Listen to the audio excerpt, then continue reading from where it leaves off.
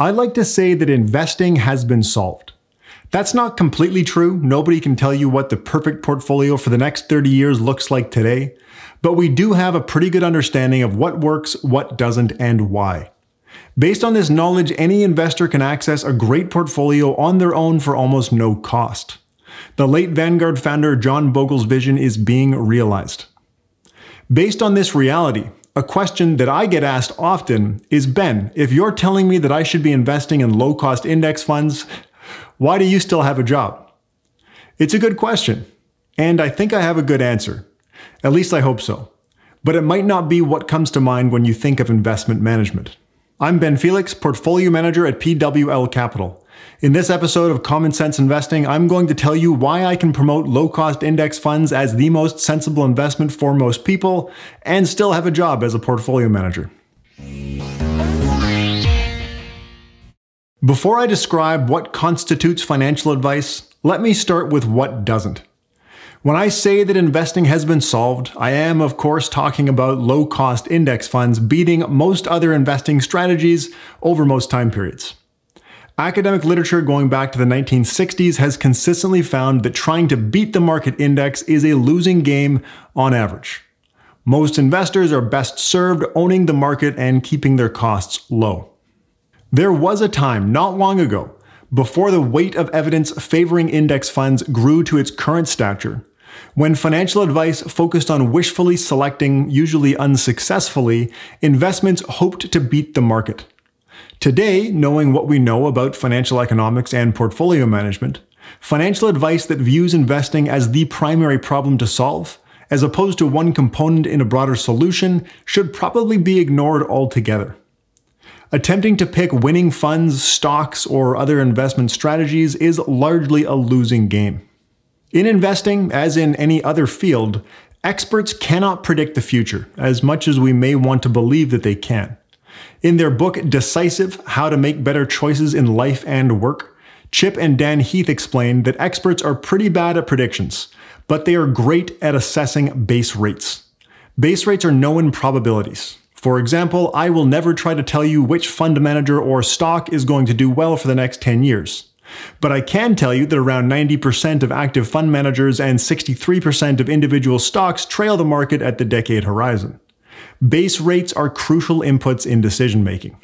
It follows that advice on how to allocate to the best fund managers or pick the right stocks, while ignoring the base rates on how poorly active funds and individual stocks tend to perform, is more likely to do harm than good. If this type of information is being sold to you as financial advice, you should run in the other direction. Alright, with what isn't financial advice out of the way, let's answer the question at hand. What is financial advice? It's my view that expert financial advice can be categorized into 5 areas where knowledge of base rates, technical competence in financial planning, and an understanding of human psychology can be applied to help people arrive at high-quality financial decisions. Those areas are goal formation and quantification, asset allocation, insurance needs analysis, financial product allocation, and tax awareness. I'm going to touch on each of these areas, starting with goal formation and quantification.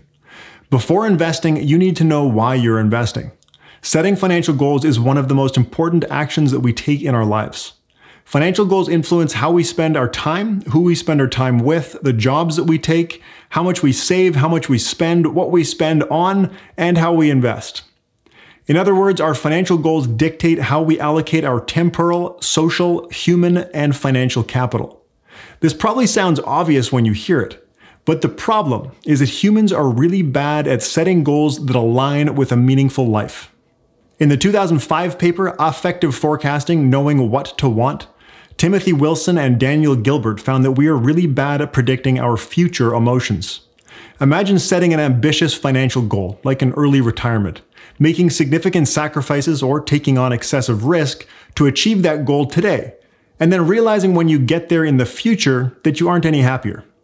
Something called hedonic adaptation plays a meaningful role in this problem. Hedonic adaptation is humans' ability to adapt quickly to their circumstances, both good and bad.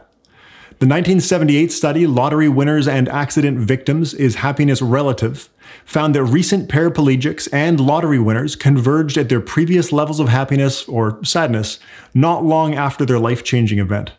That early retirement, new car, bigger house, or lakeside cottage may not increase your well-being as much as you think, at least not for long. This has obvious implications for goal formation. Similar to portfolio management, there is a large and growing body of literature on happiness and life satisfaction. I think it's sensible to say that anyone being relied on for financial advice needs to understand the base rates on life satisfaction to offer perspective on the content of a meaningful life, the ultimate goal of every human investor. Going down the analytical path to meet a financial goal without first scrutinizing the goal itself is a recipe for misallocations of capital. It may seem strange to suggest that financial advice requires an understanding of psychology, but money is where the rubber hits the road. Financial decisions are some of the most impactful and psychologically taxing decisions that we make in our lives. Once goals aligned with a meaningful life have been determined, a necessity in financial advice is figuring out how much those goals cost.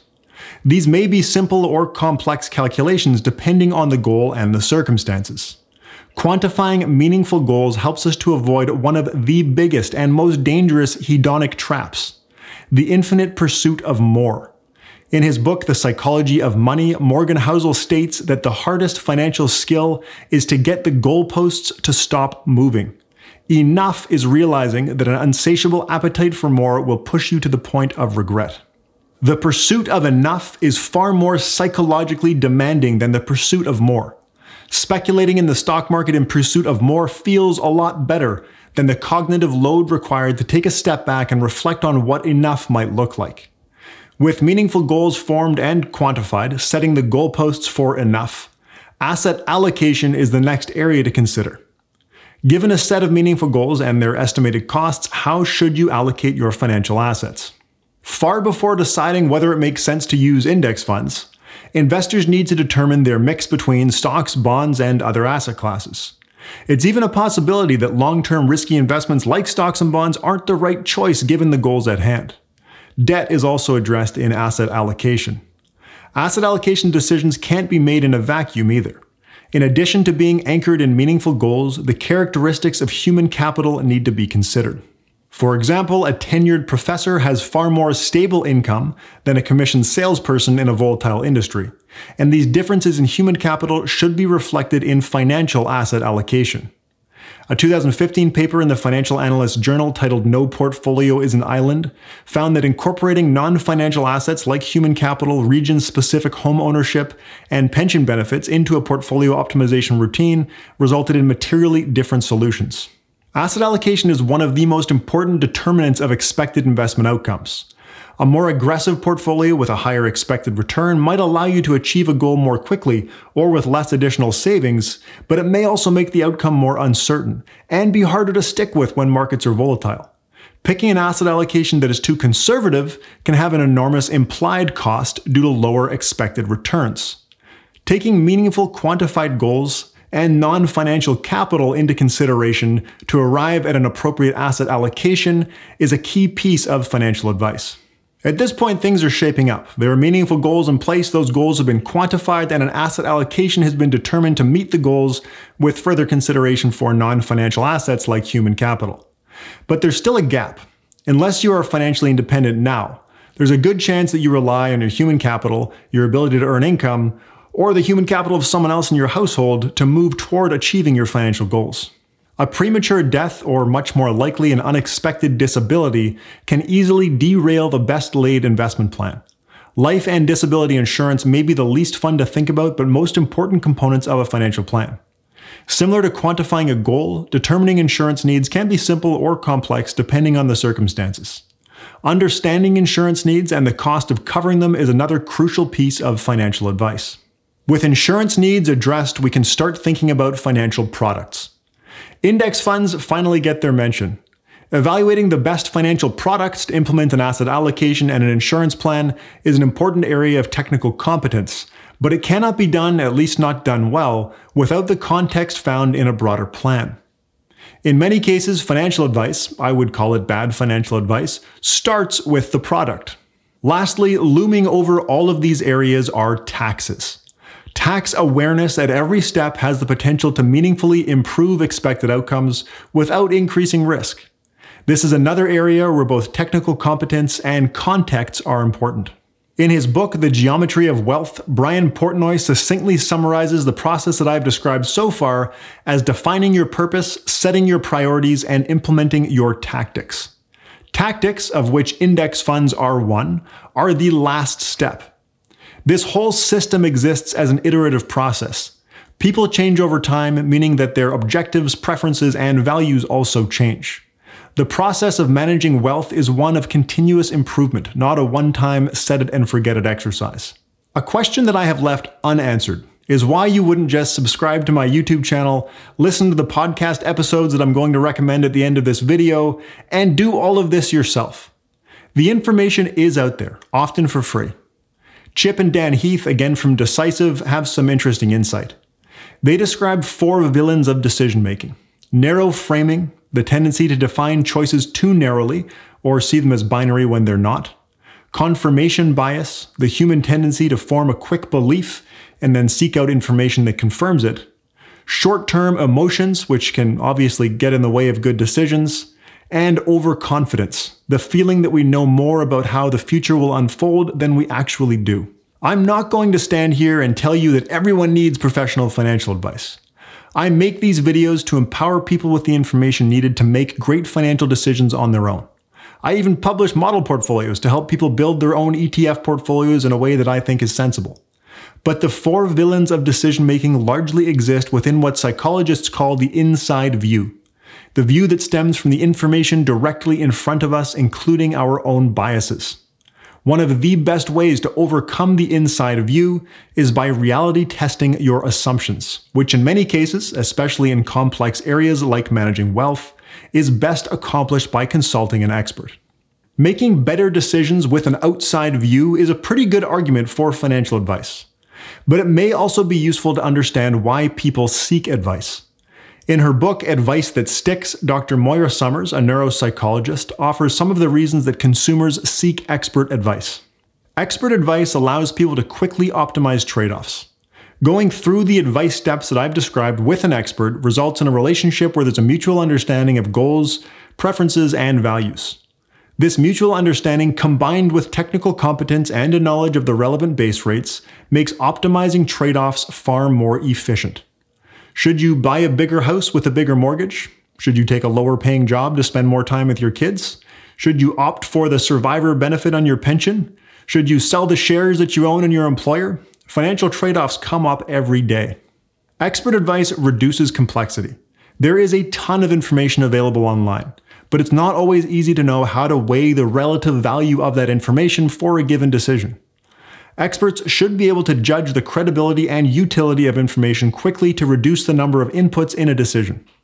Too much information and perceived complexity easily leads to time-consuming and stressful decision paralysis. Expert advice increases confidence in an intended plan of action. People want to make sure that they've not overlooked anything.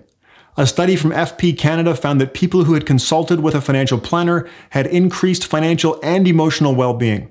They had increased confidence in their ability to meet their goals and deal with setbacks without having to make financial sacrifices.